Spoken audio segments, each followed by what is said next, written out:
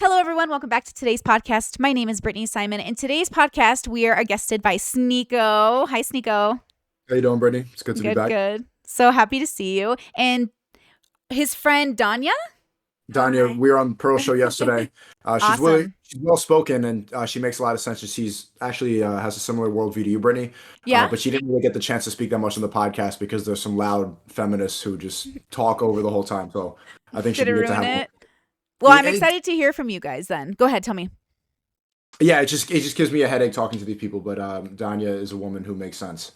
Okay. And I'm excited about that. How did you guys meet?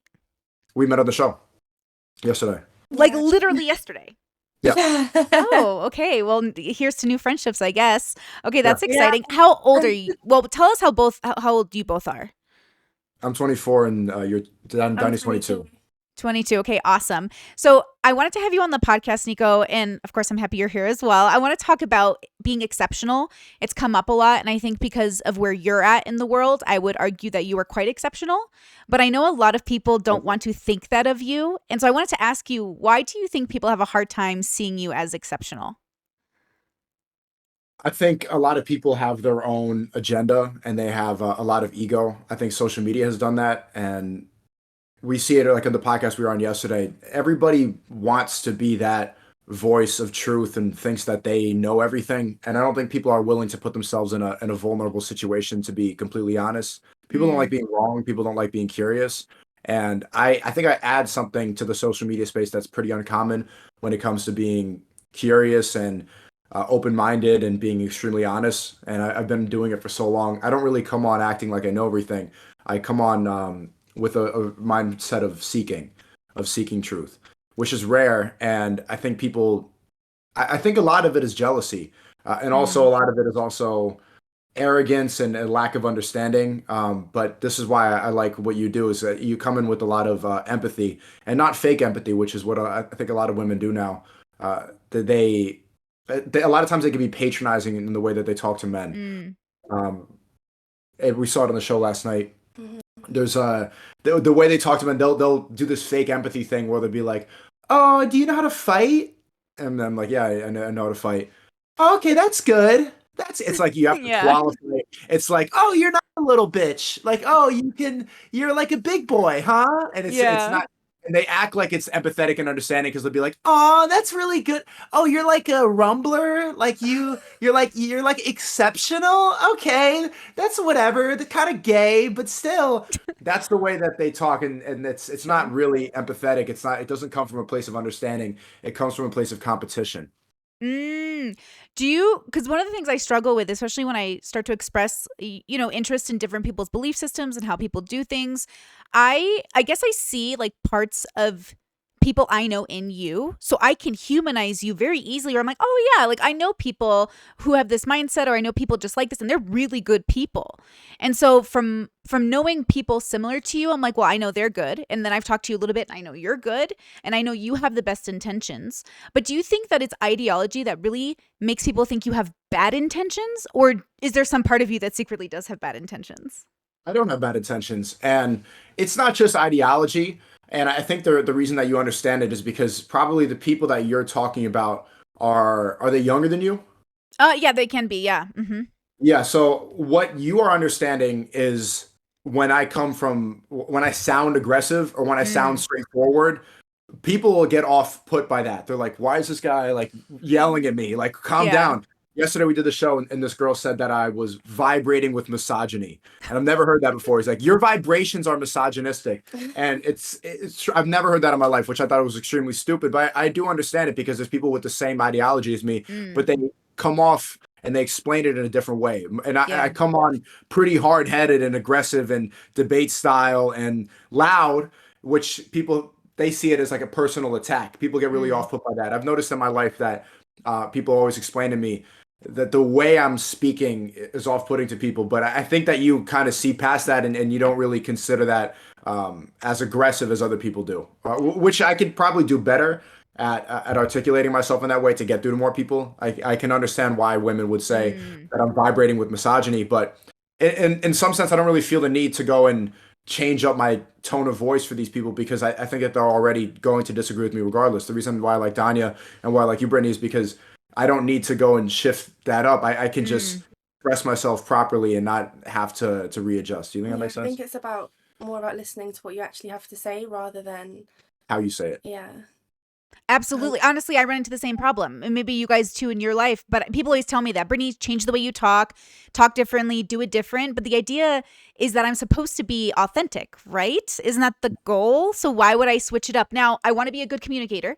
So sometimes I'm not the best, but the way I talk, and maybe it's my Middle Eastern genes over here, but like it feels aggressive to people, but I don't mean it to be. It's just, I don't, that's just who I am personality wise.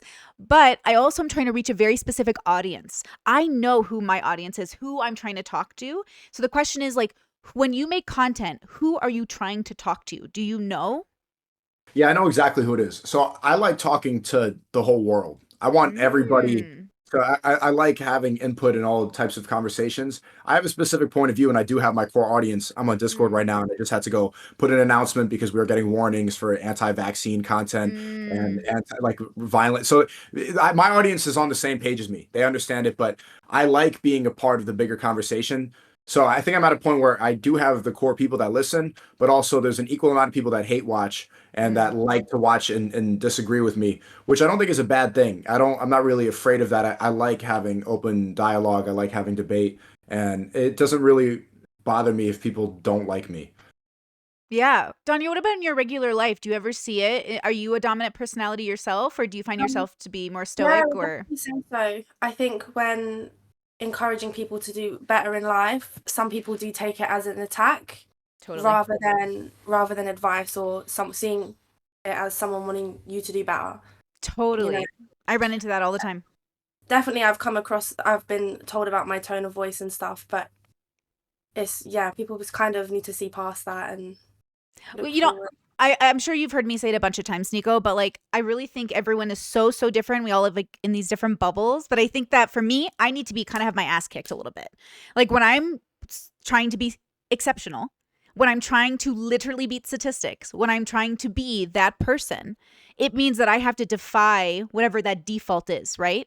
So how could I not be somebody who needs like a little bit of aggression to get that motivation going? And that aggression can be off-putting to most people, but if most people aren't doing the thing, I think it would be off-putting to them because they don't even know like how aggressive you have to be in certain areas to just get ahead. So I think there's a combination of those two things. Like even getting yourself to the gym takes discipline, and discipline is not something that I'm seeing quite frequently. Like have you guys ever heard the saying like die for your values? Do any of you know? Like do you ever grow up hearing that Die like for respect or mm death before dishonor. Mhm. Yes. Okay. A lot of people, I said that on stream the other day, and someone was like, who dies for their values? Who dies for their beliefs? And I'm like, what are you talking? The world is built off of men who died for their beliefs. So the idea that people are disconnected from that idea makes them cynical of you because it makes them think, well, what is SNEAKO really trying to do? And I think you're trying to be better, but I think that your process for being better looks offensive to other people. What do you think about that? Yeah, you completely you said it perfectly, and I want to thank you for defending me and saying that I how authentic you think I am, because yeah, I think you got it spot on. It's just about, but at the same time, you need to figure out a better way of communication, like the Mm, most effective form of communication. My way of doing it, and I think our way is similar. It can be off-putting and aggressive to people, and it does add entertainment value. But when it comes to understanding, yeah. you're gonna have a hard time changing people's minds because uh, they're so off-put by how you're saying it. They're focused on the way you're saying it rather than what you're saying. So your message does get lost. And if Absolutely. you want to be the most effective communicator, you would get past that. But that's a constant thought process I have. It's like, are these people even really worth trying to get through to? Are these people just are they really stuck in their ways, or are they worth changing? If the people that are capable of change, they have to want to change. Yes. And I think the people that want to change would understand it, but the people that were never going to change, they won't be able to hear it. So it's this balance, and but eventually, I think that is the best form of communication. Yeah, there's something to be said, growing up in a house, I have 9 siblings. And so I'm used to all these personalities and all these, and I'm the oldest of 7 of them. So I have 2 older brothers, and then the rest are like my little siblings. And they come to me and they'll say things like, "Hey, what do you think I should do with this? And how do you think I should do this?" And every time I give them advice, they still pick their own path. Ultimately, I can only give them my advice, and then they have to do the journey they're going to do. And do I sometimes get insane anxiety over the like mistakes my brothers make sometimes? Yes, but they are learning the same I learned. Every time I messed up, every time I did something poorly, every time I didn't understand why it didn't work for me, I had to reconstruct my perspective to actually attain my goals. I had to change. I had to radically change. And that was very difficult. Honestly, sometimes I felt like I wasn't going to make it through the change. Have you ever felt that way, like through a transformation where you're like, I've really got to do this, or I'm not going to make it? No, I never have a defeatist mindset when it comes to that. I always know Mm. that I'm gonna come out as a better person. It's just sometimes I wish I could. Well, this is a stupid thought, but I'm like, I wish I could just fast forward to the end Oh, part where I've already figured this part out. totally. But you have to enjoy the process of the work. If you don't enjoy it, then it's gonna be grueling, and you have to enjoy it to the best of your ability every moment of life. I agree with you. Yeah. If you don't enjoy what you do, then it's going to feel like a chore every day. And if you love what you do and you do it for free, then you never work a day in your life. So Yeah. I don't know why I keep uploading videos, but here I am. Like, and you know what? I just hit my first 6 figures, so I was pretty proud of myself. It finally Hey, happened. congratulations! Thank In a you. month? But no, God, oh please, SNEAKO, please. I'm poor as hell. No, in a year. No. No, I just finally reached my first 6 figures, and that's a big deal for me because I was a person who like struggled with like being financially set, thinking about business, being business minded, and I feel like I'm just starting that. And you're so young. You've already succeeded way past. Like, do you ever feel intimidated by your own like where you are so young? No, Mm. actually, I never feel that way whatsoever. I just compare myself to people that are more successful. Like I Mm. listened to Central C a lot recently. I think he's in London too. He's around the same age as me. He just dropped an album called 23, which is just documenting his life at 23. Just listened to the lyric before I went out to dinner, and he was talking about how like he can't die now because he hasn't made 100 million yet. And I Mm. hear that. I'm like, man, I gotta step my game up. Like, I Yeah. could have been more productive today. Why am I not making 100 million? Like, sometimes I overslept this morning, and it's like, why am I wasting any time laying in bed, like scrolling for a little bit when I could be making $100 million, when I Mm. could be influencing more people, when I could be making a different video that I've never made before. Like, I don't ever look at the place in my life and get complacent. I just look at people who are doing better, who are more motivated, who are doing more than me. I'm like, man, why am I not in that position? Because I don't see anybody else having an unfair advantage compared to me. I see it Mm. as we're all dealt the same hand, and the only reason that I'm not at the same point as somebody else is just lack of self discipline and a Mm. lack of a strong work ethic. I don't. Yesterday we were having this discussion, and I noticed a lot of people in my generation they use things like racism to hold them back. Like, oh, I'm black, so I can't have this, or I'm an immigrant, so I can't be here. And Mm. this is like misogyny and all this stuff. And that type of mindset, that defeatist mindset, which is essentially what it is, that will hold you back more than any other circumstance in life. So I think that if you detach your mind from anything that's going to hold you back that you have no control of, even if racism does exist, your Mm. belief that is holding you back is stronger than the racism that's actually out there. So Mhm. I like to separate myself from that and never get complacent, and just anybody who's doing better than me, I should be there too. Mm. Okay, what if you, because this is how I think of it, and I think you just kind of said it in your own way. I think that I would say, that's funny, our language is so different, but I think we have the same message. I would say we're all dealt different cards. We all grew up in different environments, but if you eradicate like what your culture has taught you or what the bubble is making you think, we're all actually the same. We're humans on a planet, and then we're all playing the game of survival, and then we're playing the game of success, and then we're playing the game of maybe being a good family member, and then we're playing like different versions of our life, but you are raised in an environment where the game is a little different. So I'm always like, learn the rules of the game, then destroy the game, then make a new game or play a different game. Does that kind of translate versus because I was born a woman, you were born a man? Those are different lives. But ultimately, we're both just people on a planet trying to do our best. Yeah, and it just attaching yourself to anything that's going to make you a victim or hold you back. Mm. That's just I think it's really important for anybody watching to remember that that's a stronger force pulling you back than any other circumstance. Even though, like, of course, there's advantage that I have as a man that you don't have as a woman, Sure. but complaining about it more, that's Won't get you anywhere. It won't. It It doesn't. doesn't It doesn't change help. Yeah. It anything. doesn't help. All it does is just Yeah. hold you in your same spot. Well, it's kind of like negative looping, right? You don't want to think to yourself every day, I'm not worthy. You want to think to yourself, I'm going to either earn that worthiness by being disciplined, or I'm going to prove to myself that I'm good enough. And I think that comes from the desire to believe in yourself, which I don't think everyone is exactly at, or they're not there yet. So is a part of your work trying to get people to the point where they do believe in themselves? The point where I'm at and what I do with live streaming, I want to get people to unplug themselves from the same things that held me back before. And Mm, I see that I describe it as just most of it is woke ideology. Most of it is wokeness. These ideas were given to us and these ideas were fed to us not because they care about justice. Like when you see something censored because of misinformation, mm, the misconception that most people have is like, oh, they care about misinformation. No, they don't.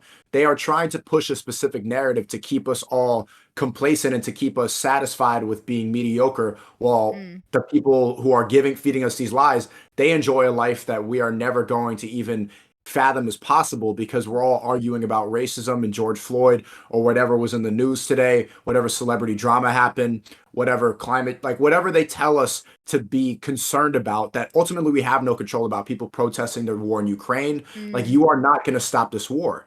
Why have you been fed this? Have you been told to care about Ukraine because you're going to stop the war, or to mm, keep you distracted and to keep you emotionally invested into something that you have no control over so that you feel like you're doing something while you actually have no control over this? The most power that we have is becoming the best versions of ourselves, is improving, is being more impactful and truthful with your voice and having a closer connection to God. That is the strongest thing that we are all capable of. But that's harder to believe if you're if you're distracted by all the garbage that you see in the news and on your phone. That's an easier thing to attach yourself to mm, emotionally and mentally. So my purpose is to get people to realize that these things, they're all psyops. They were not designed because they care about you. They were not mm, designed so that you can go and protest it away. It was mm. given to you as a false sense of purpose, and that's not your greater purpose. Your greater purpose is much bigger than that. So I want people to understand like why they are emotionally invested into these things. Like who people should question their worldview more often. A lot of Mm. people have really strong opinions and they're really emotional about what they believe in, and I don't really think that they even know why. Like they'll make a scrunch face or they'll say something like you're vibrating with misogyny, and it's like why do you no like why do you even think that? Yeah. What led you to this point? Why Yeah. why do you think that motherhood is oppression? Why do you think Mm, that girls need to be rapping and girl boss queens? Like who fed you this mm, idea? I don't think people even analyze why they have these thoughts. mm. It's hard to get to that point, but uh, and when I explain this to people, they get aggressive because I challenge them, and sometimes it can be really personal because some people they really construct their entire identity around these beliefs. So when you call that out, it feels like you're calling them out personally, but I Right. think it's effective. Right, right, right. Now, okay, this is so interesting. You know, the way you talk about wokeness is how I felt growing up in the 90s and 2000s about the conservative movement of that era, where I was like, why are you telling me to be this way? Why are you saying this is the only way I can be? I want to be any way I want to be successful. So, how do you define success? You know, what is success for both of you? I'd love to hear what you both think once you reach it, you'll be like, I am successful. Or are you successful now? You know, how do you view it? Well, I think I agree with Danya, and this is why I like her. I think success is just happiness. Success is Mm, quality of life. A lot of mm, people have this idea that success is directly correlated to monetary value, and that's not really it. Success is just happy. I think the most successful person is a person who's happiest because that's the point of life is creation and also to live the happiest existence and live the fullest life possible. Hmm. Um, yeah, Yeah, do you I agree? agree with you. I think a lot of people have this mindset that if they make more money, then they'll be happy or they'll be successful. But you can't, happiness isn't something you can really chase. It's something that you find within yourself. mm, And I think it takes a long time for a lot of people to realize that. Because there's mm, millionaires, billionaires, and they have all the money in the world. They can buy whatever they want and they're not happy. right. Right. And when I compare myself to the person making 100 or wanting to make 100 million, it's not because I really want that much money. You don't need that much money. It's the pursuit. I think that Yeah. that's the masculine imperative is to constantly pursue towards more and towards conquering and towards achieving as much as possible. I think that pursuit of that makes you happiest. Yeah. And yeah, if you're working on something and if you have a specific goal and mission, then it's hard to really veer off in the wrong direction. Okay, I'm so happy you guys said that because there is this assumption that when people view, especially your work, Sneeko, that there's some sort of goal to be the richest in the whole world, as if money buys you, happiness or joy, So, how do you sort of change that narrative around your image? Because I see you that way. That's how I see you. I see you as somebody who's reaching for something deeper and more meaningful. But for some reason, like people can't see that in you. And why do you think that is? I think because most people don't go into social media or go into the space with that intention. That's always been my intention. Mm, It's been creation, it's been artistic, and that's why I'm kind of shifting away. I haven't been live streaming as much as because I'm just trying to create the best videos possible. I want to make the same stuff that I was making in like 2018, 2019 when I was mm, making these masterpiece videos because yeah. that's the happiest feeling I ever got. Like, of course, I'm making like good money now, but the most successful that I've ever felt is after making a video like Everything Happens for a Reason or Fake It Till You Make It at 20 years old, Yeah. finishing the video, rendering it after like a week of making this and then pressing upload and then just letting this idea, this baby that I created and then putting it out into the universe. That's the happiest feeling that I have. And so that I think you understand that, but a lot of people get into this because and this is why it's become so oversaturated and there's so much noise and back and Mm, forth and drama and clickbait and extreme headlines is because people get into this like, okay, I can make money off this. I can yeah. get influence off of this. They don't go into it with pure intentions. They see it as a business. I saw it as a way, and that's I started YouTube like when it was in the golden age. I started like I see this as a place of self-expression. I don't Mm, view it. I had to like retrain my mind to view it as a business because I when I was living in Harlem and I was making around like 2,000 a month and I was just like feeding myself and paying for my rent based off the YouTube videos, that was like the coolest thing of all time for me. The fact that I can create what I want to create and then pay this. I didn't care about the rest. I had to yeah. go and talk to more business minded people and they were saying, showing me how much they were making with less subscribers. And I had to retrain my Mm, mind to be like, okay, money can get you to a different place that you hadn't seen before. yeah. Yeah, you recognize that, but I think it's because people don't really go into it with pure intentions, and it's hard to because you'll get shot down so much. There's so much negative feedback. There's so many negative comments. There's so many people that will try to bring you down.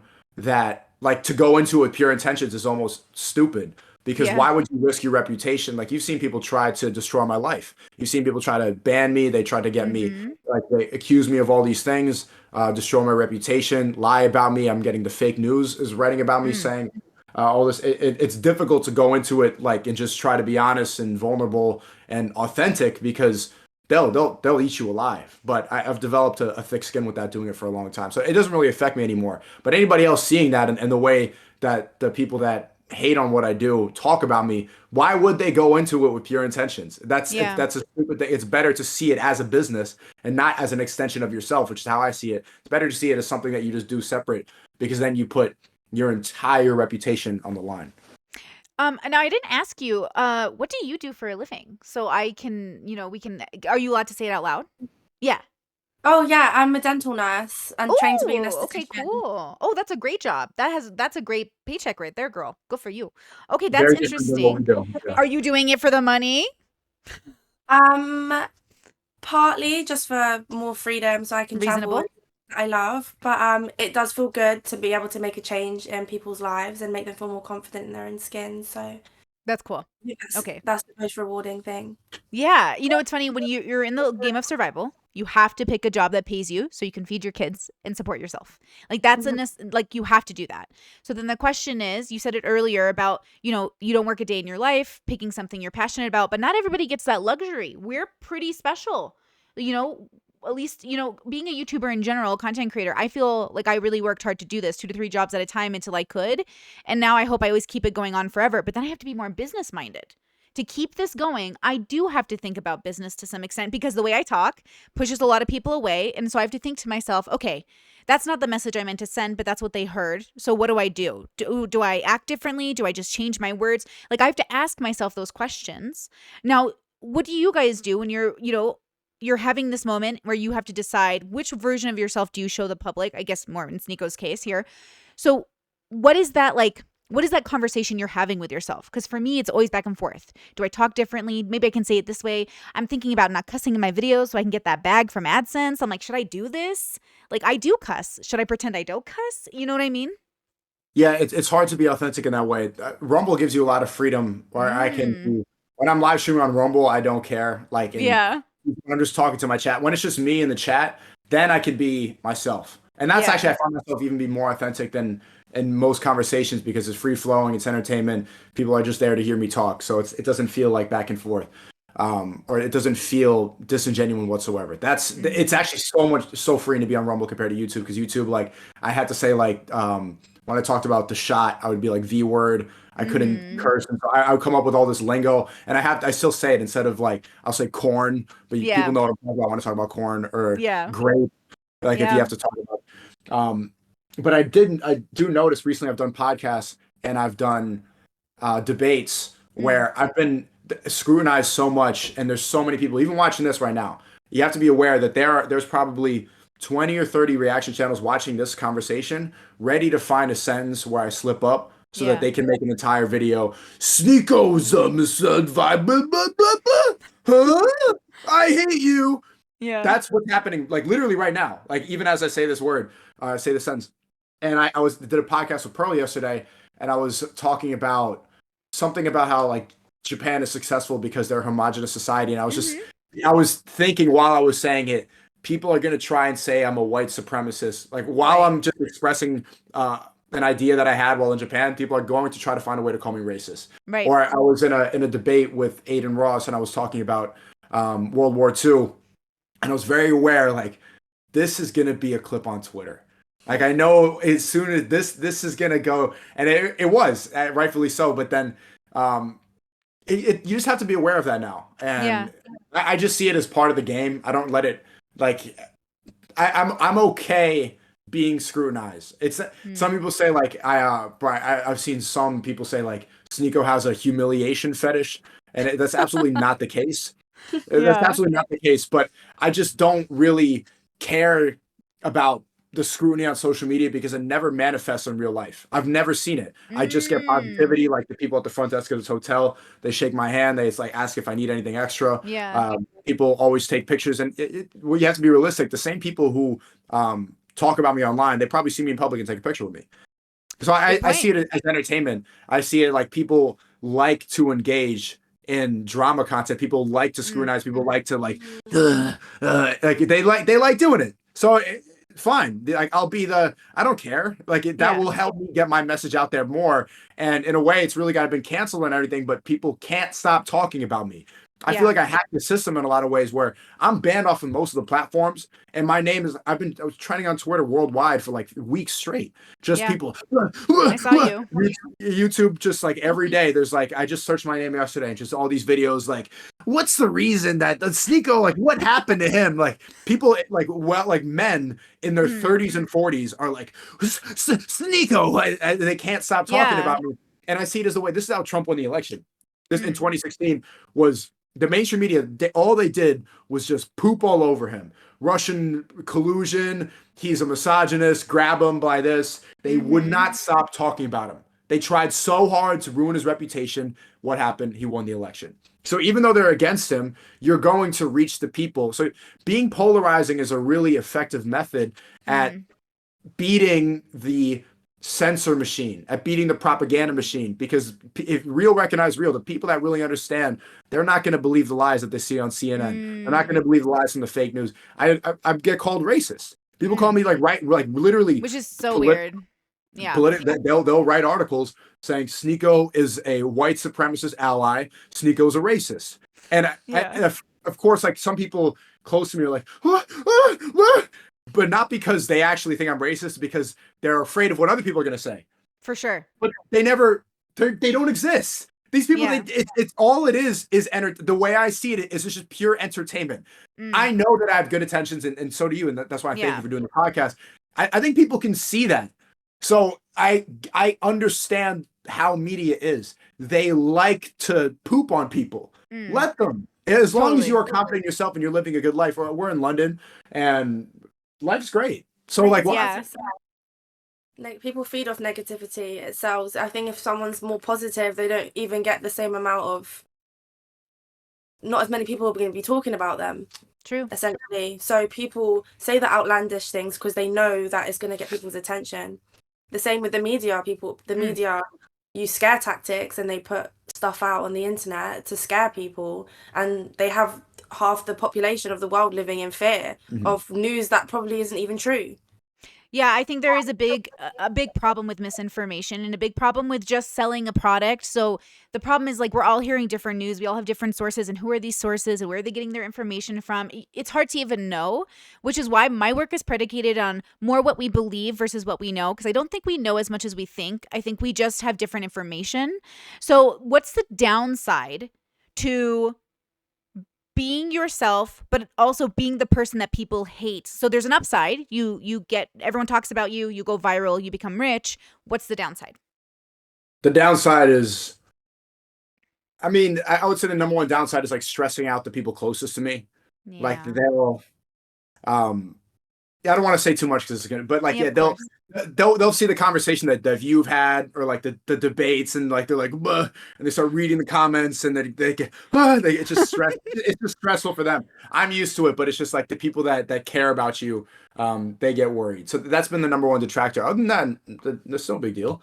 You'll get slandered a little bit. People will lie about you, Mm, and people will see you as a brand risk. Like there's some business opportunities that I've missed out on definitely because people think like that's the don't associate with him, and it's not because they actually think I'm a racist. It's because there's articles calling me racist, and they don't totally. want their brand to. They don't want to associate with that. Mm. So I get it. It's like being a brand risk will close a lot of doors, but at the same time, it's freeing because once those doors are closed, then you're not held back the same way that you feel like you're held back on YouTube by certain words. Like if I'm never going to get a brand deal with this water bottle or this water company, then I don't need to go and change my language or pretend like I don't think certain things. I can just True. be as honest as possible. Ye said that to me like after he Mm, never was more free. Like once his bank account got frozen, he's like, I'm a free man now.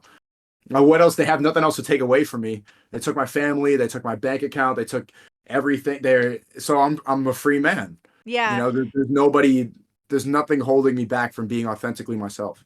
Do you know the philosopher Diogenes? No. He was during Alexander the, go ahead, you've heard of him? Yeah, I don't know too much about him though, but There's this funny story about Diogenes during Alexander the Great's like moment in time. Diogenes was this philosopher. He had given up all his material possessions, and he was, this is an alleged story, of course, right? Like this is what we've been told throughout history. But he's laying on the grass. He's given up everything, guys. Just everything. He has one single bowl. But then he sees a child using the cupping of his hands to feed himself, and he's like, "Well, why do I even have this bowl?" So he gets rid of the bowl. And as he's laying on the grass and the sun is shining in front of him, Alexander the Great comes to him and says, "What can I do for you? Tell me, I'm a war hero. I have everything. What can I give you?" And Diogenes says, "Move. You're blocking the sun. There's nothing you need except your joy, your happiness, your fulfillment and meaning and purpose in life. And that's not going to look the same for all of us, right?" So for Diogenes, it was to know that he's the freest he is when he has nothing holding him down. For the rest of us, we need to eat and have shelter and go to London. So we do need some money. So realistically, when you're sending out this message that people are hearing and they look at you and think, "I'm never going to be SNEAKO though. I'm not going to risk my family being, anxiety filled. I'm not going to risk my reputation. I'm not going to risk this and that." What message would you send to them if they're not willing to take those big risks? What risks could they take? What message could you send to them to give them hope that they could find their own path without becoming one of the most talked about negatively people on the internet? Um, the reality is most people are not really even in a world where they feel like they need to go and challenge the status quo like that or Good point. engage in those type of conversations. I think that's a very specific type of person that wants to put themselves out there like that. So Mm. people can find themselves in different ways. We're similar in that this is the way that we find ourselves, like being able to have open dialogue and talk online. But most people, they'll find it in their own personal lives. So for those people, it's like I don't really think that that's a challenge for them to go and risk that. Mm. People, ignorance is bliss is true. People like to a lot of people like to live in the comfortable lives that they're fed. They don't Mm. want to challenge their worldview. They don't want to think that they've been fed a lot of lies. They don't like to think that the government doesn't actually care about them or the powers that be have a different agenda. Mm. And that's okay. If they will live, a lot of times they'll even be aware of that, but they'll push it out of their heads just so that they can just go to their yoga class and go home. Go like it's just too much, and I get it. So, but I don't think that's a problem for most people. Well, hold on. Since you work a normal people job, girlfriend, you got to tell us, what is it like being a normal person with a normal job, normal goals, but yet here you are with SNEAKO. Here you are on my podcast. So tell us. Norman. I don't know. It's very different, I would say. Yeah, I do see a lot of people every day, just average, normal, everyday people, and people that work normal jobs, and they just believe everything that's given to them, and they just take it for what it is, and they just get on with it. I mean, some people are comfortable like that. I mean, ignorance is bliss, I guess. It is. It totally is. Now, okay, see, this is what my work is about. But here's where I feel like I've come through with radical acceptance, that I don't think my job in life is to change people. It's to give people the option to change. Like, I'm saying, live your life, go to your 9 to 5, come home. That's great. That's beautiful. Have a family, do your thing. But if you find yourself asking, why aren't I joyful? Why aren't I happy? Why can't I feel that satisfaction, that meaning in life? Maybe I could find the answer, I don't know, on YouTube. Maybe I could find it in a book. And that's what I'm trying to do. I'm just trying to send a little beacon to people that are trying to do something a little more unorthodox. My life is not normal, but I feel normal every day. And that's something that I struggle with. So what like, do you have a relationship with that? Because you must feel normal, right? You must feel like a normal person. Yeah, I am a normal person, and I think it's just that's how I'm able to separate the negativity online or trending or like people nonstop talking about me. Is like I said, it only exists on the computer and on my phone. Yeah. I've never seen it, not once. And you would think trending worldwide after being canceled for weeks straight on Twitter, being like one of them, you would think that there'd be something happening, but it does not exist. And that's been the best way for me to not care about it. It's just like I just see it purely as entertainment. People like to engage in a certain way. Isn't it interesting though? Because like, okay, this is a thought I have, and it sounds like it's a contradiction. I have a thought where I'm like, my audience got not my audience, an audience of somebody else got really upset with me. And they were like, did you hear what Brittany just said? She just said in her real life. She just insinuated YouTube's not her real life. And I was like, it's not. It's my job, and it's a thing I do on the internet. But then when I shut it off and I hang out with my family and with my fiance, that's my real life. Exactly. Like, that's my life. So I'm realizing that I'm not We even are as normal. we We're are normal. normal. That's what I'm saying. But why? Okay, I'm online, but I'm not chronically online. You know that term, like, you're chronically online? My real life is my family. I have real problems. We have real solutions. We have real things that we're doing. And online is this cool job that I get to have. But I didn't realize that people didn't know that about me because I've been on the internet for so long. They thought Brittany was also one of us. And I was like, no. To be clear, I live offline. My real life is off the computer. But at the same time, here's the contradiction. This is a part of me, and it's authentic, and it's real, and it's meaningful to me. So it is a part of me, but yet it's not the whole real me. It's like a part of Brittany that needs to be on. I need to make videos. I don't know what's wrong with me. I need to do it. Right? So what would do you have that relationship with yourself where you're offline and that's your real life, but then your videos are so real. They mean so much to people. They're so beautiful. Thank you. I appreciate that.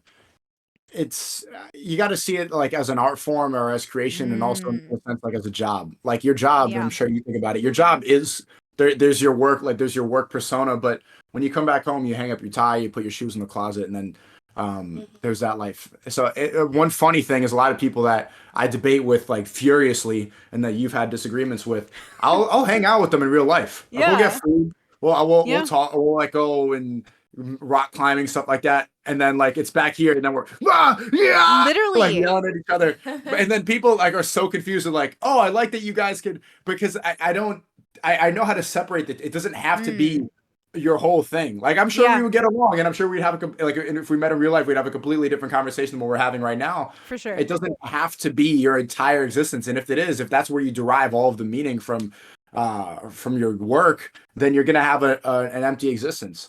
So this is why I'm putting a strong effort in traveling the world and meeting different people and training every day, and just having a life that is really separate from this, because I see the effect that it has when everybody that constantly talks about me or tries to bring me down or accuses me of all this stuff, they're just in their room. Like Yeah. they are the chronically online people. And I think that that's a really important point Yeah. for the people watching to see. It's like, how much of that do they actually hate me, or how much of that is because they exist chronically online and they attach so much of their self-worth from that? Everybody who hates me so much, that they have a lot of things in common, where they're a talking head in the same room all day.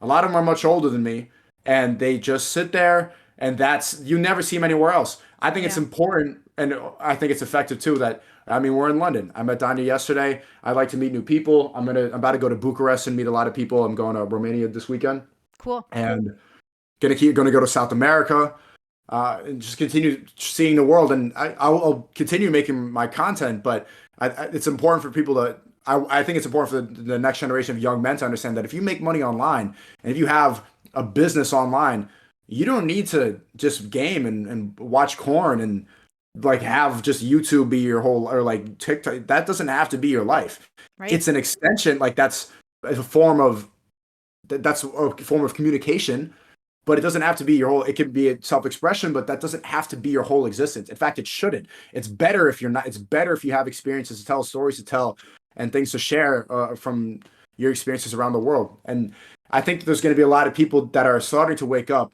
And the reality is, it's harder to wake up women. Women are are more easily programmed than men. Stubborn. You think so? Yeah, 100%. I mean, this Nah, is why I think humans are programmable. I think it's just humans. Do you think it's they are. gender?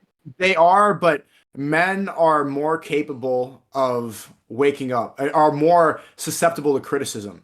Like when women hear criticism, and we were just talking about this, like Yeah. she has one of her best friends is stuck in her ways and she's around bad people, and Donnie will try to tell her, like, you need to get away from these people, or like, come on, this is how women are. Like when women tell each other accomplishments, the first thing they do is compare. Like, what did you say? Like, you told her about a job you got, and she's like, "Why you're throwing it in my face? Why are you throwing?" Because Wow, that's hard.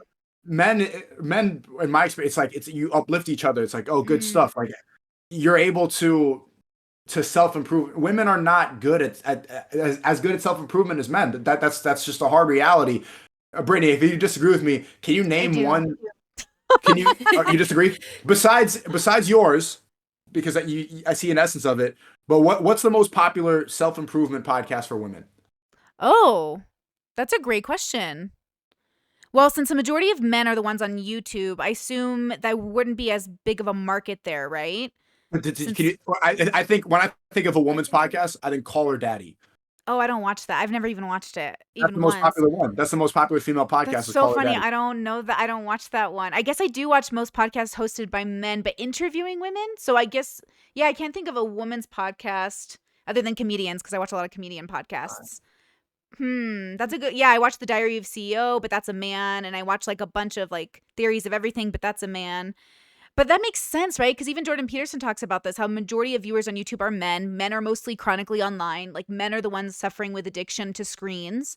So my concern is that it's not even gender, it's culture. My concern, because, I just said this on a live show the other day. One of the greatest things my parents ever gave us as children is not jealousy or envy. Like, we do not want what other people have. We want what we can make for ourselves. My dad's an entrepreneur. My mom's like the stay-at-home mom who became part of the business as well. So for us, I guess because we were raised in, like, it wasn't about gender, even though we're Middle Eastern from Iraq. It's not gender. It's good people are not jealous or envious. They make their own. You know what I'm saying? So maybe it's a disconnect of culture more than gender. It could be, but my bigger point is that the people that I'm going to be able to reach, and the people who's more affected, like, men are more easy, they are more susceptible to change their minds. Like, Okay, yeah. Women can be programmed by the people that are doing the program, the most influential people. And this is true. If you don't agree with the self-improvement thing, most influential people are men. And if a woman is not being influenced by her husband or by their father, someone is going to take that patriarchal role and end up influencing her. So even if she thinks she's an independent queen, she's probably influenced by the media. The media is male dominated. Or she's influenced by the government. The government's male dominated. The government's telling her when to stay inside, when to go to work, what she should do, or her boss at her job. And her boss, 90% of the time, is a man. So the man is always in that influential role, whether or not we like it. And this happens in families too. If you Mm, don't raise your kid properly, what happens is somebody in the school is going to end up raising your kid, or the friends around. It's usually it's a masculine figure. yeah. My bigger point is that the people that I'm going to be able to reach, and this is just a hard truth, it's going to be young men. Those are the people who are going to be susceptible to understanding this, and that's why I think it's extremely important for me to travel and show a different lifestyle because women are going to be like they'll admire it or they'll be like they'll respect it and they'll see what, but they're not going to go and emulate it. Mm. They're not going to go and emulate that. A young man will. So I think that that's the most effective form if you want to make a change in the world. Getting the young men, the military age men, people a little bit younger than me, that's who's going to be able to make a change. Because if you can lead the household, and strong men are the people that are going to mold society. I think that's Mm. why things are kind of becoming a lot of extremely nonsense because there's a lack of strong men. There's a Mm. lack of men being able to take that lead, and they give up. They would rather change their gender or say that gender roles don't exist and be chronically online and not Yeah. take the risk and not take the steps necessary in order to lead. But the more Mm. strong men you have, I think the better a world you have because if you have a strong man, then you have a happy woman. I think generally speaking, there is a lack of discipline in leadership. And I think because I work with such niche communities, gender like becomes a non-issue basically because I work mostly with queer people. Like even in my relationship, I'm the breadwinner. Like I'm not concerned with gender roles in that regard. But I think that generally speaking about straight heterosexual couples, I think that there is that struggle dynamic because the studies they do on women who are successful, who leave corporate to become mothers and who want strong dominant men, they're often straight women. So, your audience is so much wider than mine. It's such a different part of the population. I'm just talking to the few in between who are like sitting here not concerned so much with gender roles. But I wonder, do you think that those communities deserve a place of joy and happiness outside of that particular framework, outside of the framework that works for straight couples? Of course, I think everybody deserves happiness, and I want everybody Mm, to be happy. yeah. I just see it as the most effective way, or the most effective use of my voice. Mm, Uh, is like, and of course, I like to entertain. I like comedy, and that's fun. But if when it comes to influencing and impact, it's reaching young men. And yeah. I think that's the most impactful use because if if I create men that are happier, that are stronger, that have a better life, that are making more money and not programmed, if I impact them, then the rest of the world is also, and it's bigger than just straight relationships because if you have strong men are just around you in the community, strong men create a better world. Weak men are the Mm, biggest problem. People call me yeah, I misogynist agree. all the time. I think that it's a weak emotional man. It's somebody who's unstable, somebody who's Mm, not in control. That's the person who ends up lashing out and makes people scared. Like the reason that a lot of women have their guard up is because they've been around a creepy guy who was too or like a stalker. yeah. Like women, these bad experiences from weak men traumatize women, and that's why I think that's the most important thing to use your voice for. Okay, wait, I really vibe with this idea because I think that there's always there's like, okay, I tell me if you agree with this. That it's not that men need to be emotional because being emotionally irregular is not good. It's that men need to have a relationship with their emotions so they don't lose that discipline. Is that sort of the narrative? Oh, I'm sorry, girl. Say it again. Your audio cut out. Emotional intelligence. They need to be Exactly. emotionally intelligent, and there's not many emotionally intelligent men anymore. Not Yeah. that I've come across anyway. Or women. I think everyone's struggling right now. I think everyone's kind of in a we're not doing too good out here. So that's why I think Yeah. your voice is important for that motivation. And it's what I'm trying to do, which is to say, look, regardless of where you've come from or what you're facing, now I've got like mental illness and now I've got chronic illness. And I'm like, okay, doesn't matter. Scratch it. Just reinvent the wheel in your own way. Like reinvent your life. So what? The universe sent this your way, God sent this your way, whatever it is, your cross to bear, you can still succeed. But that's really hard. Knowing you can succeed, that's why I like people who walk the walk. See, if I ever want to make $1 million, I'd call you because you did it, right? Like I would call people who have done things, right? What do you think about that? Do you think people should have to walk the walk to be respected? Yeah, I have people message me and they're like, "Man, I like what you do a lot. I want to start making red pill content too. Like I want to go Mm. and inspire." And I'm like, "What have you done?" And they're like, Ah. "Well." Well, so they really want to talk about the same things, but it's like if you don't have the degree, if you don't have the job application, then you're not going to get the job. People don't take that as seriously, and that's why I'm saying like it's extremely important to have real world experiences, to have life Yeah. experience. And I'm a social media guy. Like I grew Yeah. up on I grew up on my phone. I grew up on the internet. So I have to actively seek it out. A lot of people, they have like the people that I talk to and that I respect and that I communicate with a lot of time around the world. They are accomplished men in their fields. A lot of come from like military background, security, fighters, and Mm-hmm. businessmen. They have and then social media is separate.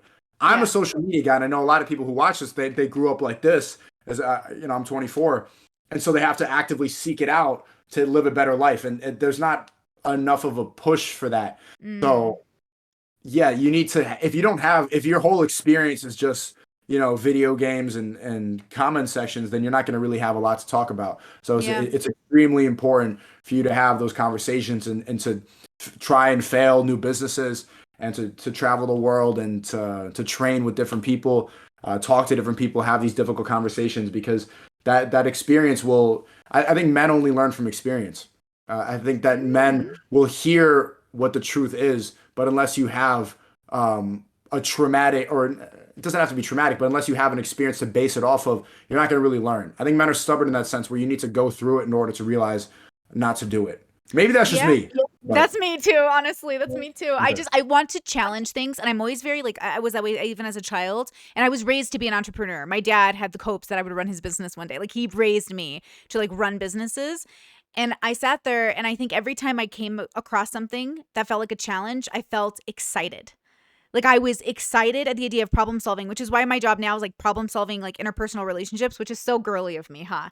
I'm a woman, so how do I make my money? By helping people with their relationships or their lives or understanding themselves, which is like such a girl thing to do. But look how I made both happen. Like I called my dad up this year and I was like, hey, I made my 6 figures. I finally did it.